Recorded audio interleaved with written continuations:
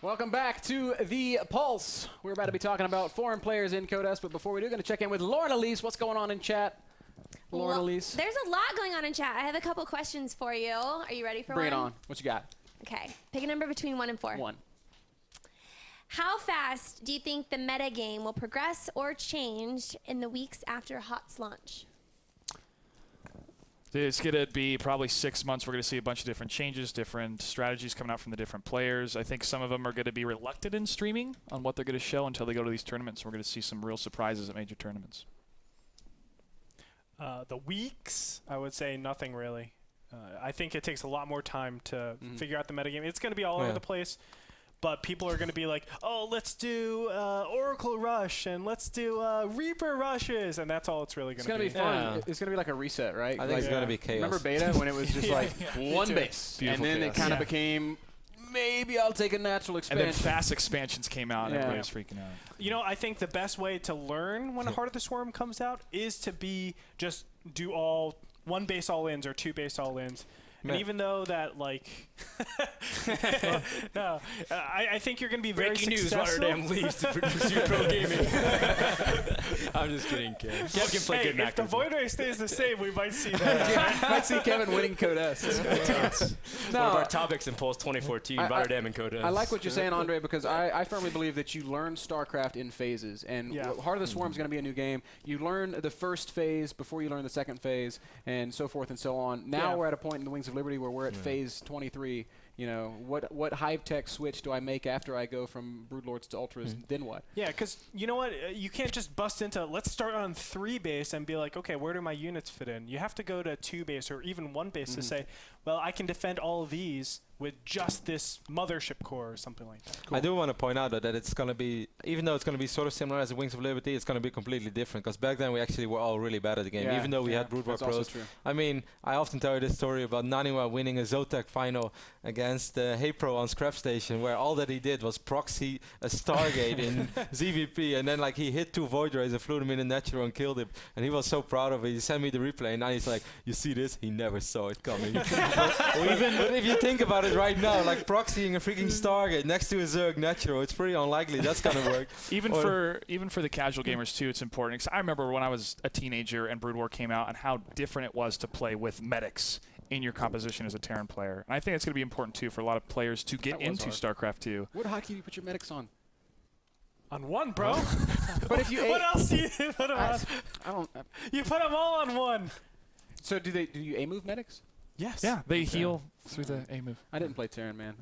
I made Reavers all the time. Reavers were so sweet. Yeah, it would be heal, and then the A and heal would balled out. Balled out. All right, good question. Thanks, Lauren. Guys, keep chiming in with Lauren. We'll be checking in with her throughout the night. Our next real topic of conversation, though, foreign players in Code S. It is, of course, a new year, and with the new year comes a new season of the GSL. Of course, that's the world's premier StarCraft 2 tournament, where the best players in Korea all square off to win the world's greatest prize, led by the world's greatest casters, Tastosis.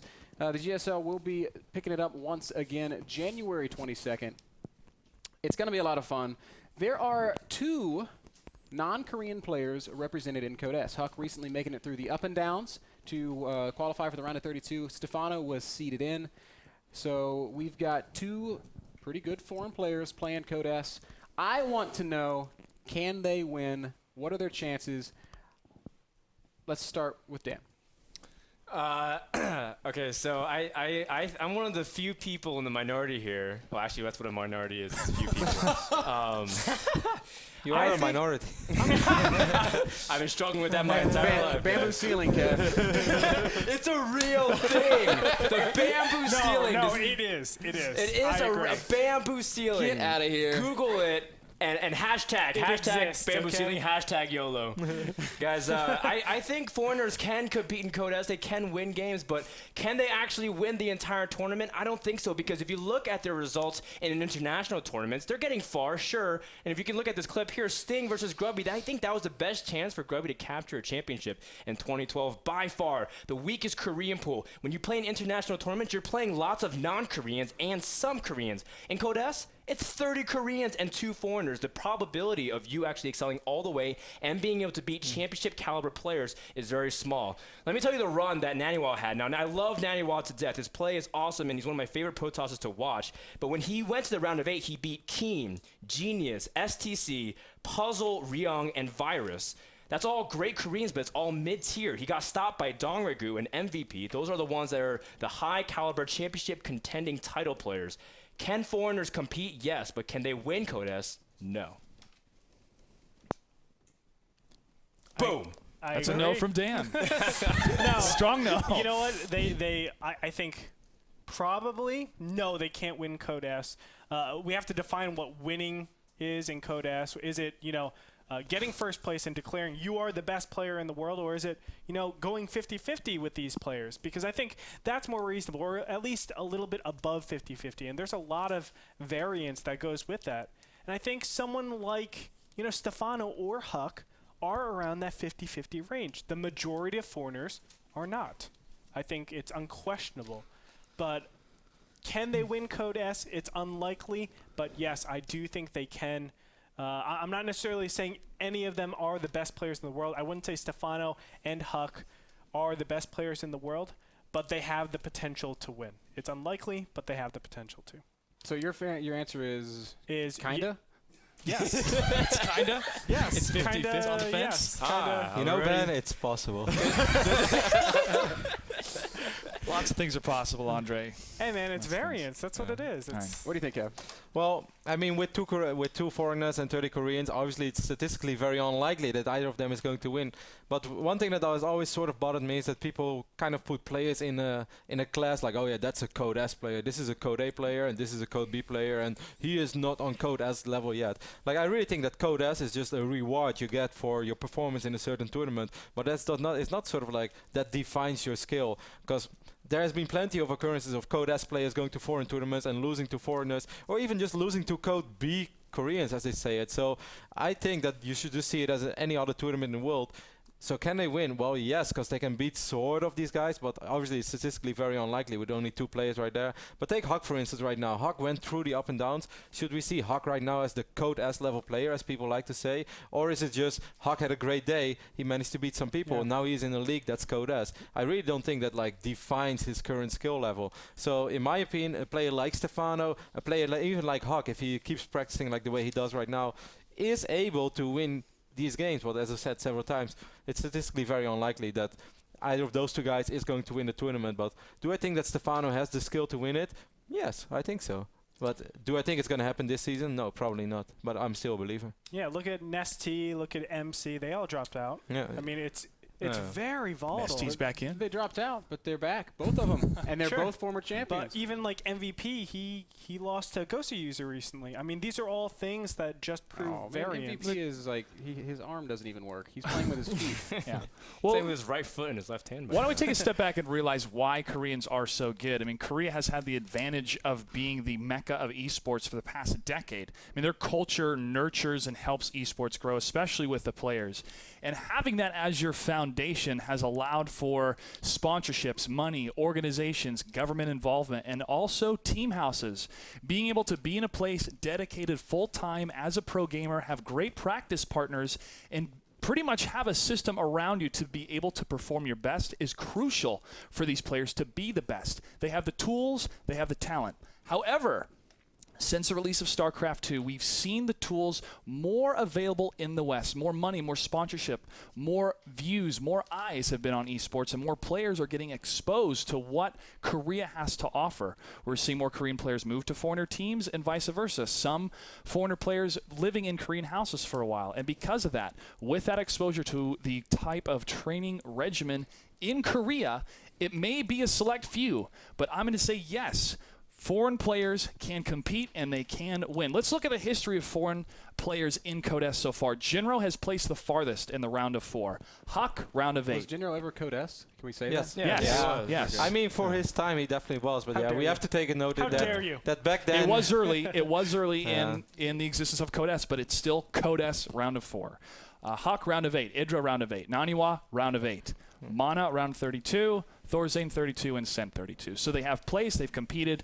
I feel that a foreigner can win it. Like I want to add one more thing. Like for instance, when Naniwa had his great Code S runs, that was absolutely amazing. But if you look at Naniwa's 2012 overall, I think it's safe to say, I think Nani would agree, that it was sort of a disappointing year for him. Yes, those 2 Code S runs, absolutely fantastic. Everyone was loving it. We stayed up to 3, 4 a.m. watching his games, and we were all feeling it. But while he was on that Code S streak, whenever he left Korea, he was not like he was dominating the foreign tournaments. And how often don't we see these guys having good Code S runs, but then not dominating? Of course, it happens the other way around as well, like live winning Code S, going to an MLG, winning an MLG. So there are 2 sides of every story. But there are plenty of occurrences or like situations where people perform well on Code S, but they go somewhere else and they don't perform. And you can always blame it on Jet. Like you can always say like, oh, well, Code S is a different league. You have time to prepare for your opponent. But at the end of the day, I just feel that Code S is just a league on its own. You get a reward for performing well in a certain league, you move on, but it doesn't determine your skill. And I still think there are very few foreigners, but we have them who can compete on that level. And if everything goes their way, I think they are able to win it skill-wise. Yeah, look at Naniwa. He goes and streams, gets, rank 1 EU Grandmasters in like a week. That is ridiculous. And law of large numbers, I mean, if you look at something like that and you look at something like Code S, you're going to say, yeah, Naniwa, you're a lot better than the EU scene right now. But you might not be able to see that at a DreamHack where he goes to. You're seeing maybe 10 games out of him, 20 games out of him. I mean, I hear what you're saying, but I can't buy that argument explicitly because there's other European players that have done that before. Last 4 or 5 months ago, Beastie QD starts a new account and wins 100 games in a row in Europe. Yeah, and I'm he's not ranked saying 1 that alone, but still, it's an indicator. I'm saying these players are a Joe Schmo just can't do that. Even the Joe Schmo of pro gamers can't do that. And I'm saying Naniwa has he's the caliber that can do that. Now, I'm not saying he's the best player right there, but it's in his range to be called the best player. I'm a little bit sad that Stephano's ZVZ is so shaky because I really think if he had better ZVZ, I actually would believe quite a bit. And I still sort of believe, man. Like, I look forward to watching Ilias play, and as I said, it's statistically very unlikely that he's going to win Code S. If Stephano wins his Code S in his first season, I mean, that would just sort of mark him as definitely the greatest foreigner of all time. It would be incredible. It would be absolutely legendary. No, because it's the first time that Terran's not the most well-represented race in Code S. There's like 4 Protosses in Code S this season. I do want to talk though. Like I think HuK will actually perform a lot better than people think. Like I think, because I pulled up some statistics. I know there's a lot of HuK haters, but I remember watching HuK a long time back in 2011, 2012, and I still really liked his play. And then he started dropping off.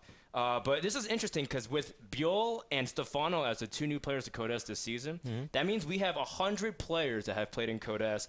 HuK ranks 24th in the amount of consecutive seasons he's been in Code S with 5. That's more than Squirtle. That's more than Ryung. That's more than Liquid Hero. That's more than Tasia. That's more than the reigning champion Sniper. The second highest foreigner, of course, is Naniwa and Jinro at 3. But I think HuK has a lot to prove, and I want to just tell people who doubt him, just pay attention. This guy might surprise you like he did in Up and Downs. Did you guys watch his games at all? Just even look at the history. I haven't watched this game yet, but look at the history of the internet sometimes. Like, well, he's in a slump. He's in a slump. It's like sometimes it's moving way too fast. We have to go back and realize how much they have accomplished so far. I mean, HuK has participated in more Code S seasons than any other foreign player. Yeah. I mean, we can say that, but I also don't think it hurts to be critical from time to time. Oh, no, you want to be honest, If we, like, HuK is an MLG champion twice. He had great runs in Code S. And then if he suddenly barely makes top 8 in Canada and then barely makes top 8 in North America, I don't think we are overly critical by thinking then that we expect more out of HuK. And it's great to see him perhaps getting closer to his old level again. I agree. I hope to see good things out of HuK. I hope to see good things out of Stephano. I also am very eager to hear a pro gamer perspective on whether or not foreign players can cut it in Code S. Mana was there last season. I sat down with him the other day. Here's what he had to say about foreign players and their chances in Code S. I want to talk to you a little bit about GSL and what it's like participating as a foreigner in Korea. If we look back at Season 4 of the GSL in 2012, you participated both in the Up and Downs. You won your way through the Up and Downs, one of the only foreigners, along with HuK, to have ever done that, and qualified for Code S. Tell me, how difficult was it to make it from the Up and Downs into Code S? I don't think it was very difficult. I think I was very lucky in these games because we had very long games versus Keen and versus Hyun, the games I won. I think decision making by me made me win these games, or maybe mistakes of my opponents, especially Hyun in game 2, where he didn't even invest into tech to infestors. I've been practicing a lot to get through the up and downs. It meant a lot to me to do well in there. So I was really happy to get through up and downs and advance to Code S. Mana, right now we're discussing foreigner players' chances, or non-Korean players' chances in GSL playing in the Korean landscape. People have polarizing opinions here. Some say the Koreans have gotten too good. Others say foreigners can still compete. I want to see what your opinion is. I think we can still compete. I don't think there is a chance to a foreigner to win a first season if he goes to Korea and wins the season he plays in, for the first try. Naniwa is the foreigner who's been in Korea for such a long time, and he's proven that we can still compete in GSL. He got to round of 8 twice in a row. So if a person who's able to put so much effort into staying in Korea and practice there with the best players, I think is able to do really well in GSL and even win the championship, even though if it's not a Korean. Mana, my final question for you today: what are the chances of seeing a non-Korean champion of a GSL in 2013? I don't know. I think it depends on the balance of Heart of the Swarm. And the best foreign player, maybe, which will play the mostly balanced race, will be able to win the championship. I don't know. It's too hard to say the chances. Hopefully they are high. It's not possible for me to say the chances right now before Heart of the Swarm is released. If a non-Korean player came to you and said, Mana, I'm about to go to participate in the GSL, what advice do you have for me? How can I best prepare for the upcoming months of competition? Don't put a lot of pressure on yourself. Try to believe in yourself. If you will not do well, then you can still compete in other tournaments. I've put so much pressure on me during GSL and it didn't help me at all. Practice, keep on believing, keep on practicing, and everything can be done by that. All right, Mana. Good luck in 2013, and thank you once again for coming on and talking to us. Thank you. Thanks a lot, Mana, for your opinions on foreign play in Code S. Mana says maybe. For my part, I do not think that that foreigners are going to get it done because I think the Koreans are ahead. I think, as you pointed out, infrastructurally they're ahead. I think they're better now. I think they're going to continue getting better. And that's just the way I see it. I hope to be disproven. I'll definitely be cheering for both HuK and Stephano when they do finally go and play their games. But for now, I just don't see it happening. Want to know what you guys believe, what you guys think.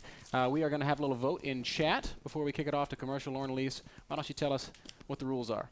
Okay. That's right, guys. Voting is just like betting, the exact same. And the question in our chat. I bet people on Barack Obama. It should be the bet 2012. Oh man, betting from this is last going to be season. interesting. I have 5 trolls all at